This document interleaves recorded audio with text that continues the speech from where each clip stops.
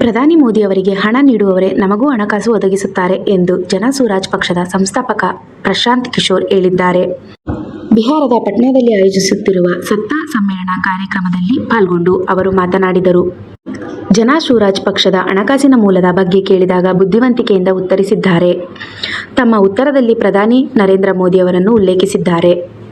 ಪ್ರಧಾನಿಗೆ ಹಣಕಾಸು ನೀಡುವವರೇ ನಮ್ಮ ಪಕ್ಷಕ್ಕೂ ನೀಡುತ್ತಾರೆ ಎಂದು ಹಾರಿಕೆ ಉತ್ತರ ನೀಡಿದ್ದಾರೆ.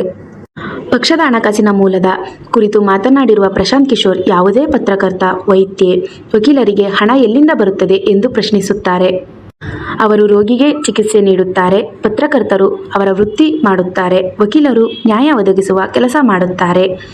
ನಾವು ಯಾವುದೇ ಉದ್ಯಮಿ ಮಾಡುತ್ತಿಲ್ಲ, ಸರ್ಕಾರ ಕೆಲಸವೂ ಇಲ್ಲ, MLA MP ಯೂ ಆಗಿಲ್ಲ. ಹಾಗಾದರೆ ಹಣ ಎಲ್ಲಿಂದ ಬರಬೇಕು? ಹಣವು ಕಳೆದ 10 ವರ್ಷಗಳಿಂದ ನಾವು ಯಾರಿಗೆ ಸಹಾಯ ಮಾಡುತ್ತಿದ್ದೆವೋ ಅಲ್ಲಿಂದಲೇ ಬರುತ್ತಿದೆ. ಕೆಟ್ಟ ಕೆಲಸ ಮಾಡಿ ಗಳಿಸಿಲ್ಲ. ಈಗ ಅವರು ಬಳಿ ಇಷ್ಟು ವರ್ಷದಿಂದ ನಾವು ಇಷ್ಟೆಲ್ಲ ಸಹಾಯ ಮಾಡಿದ್ದೇವೆ, ಈಗ ನಮಗೂ ಸ್ವಲ್ಪ ಸಹಾಯ ಮಾಡಿ ಎಂದು ಕೇಳಿಕೊಂಡಿದ್ದೇವೆ ಎಂದರು. ಇದು ಈ ದಿನದ ಸುದ್ದಿ.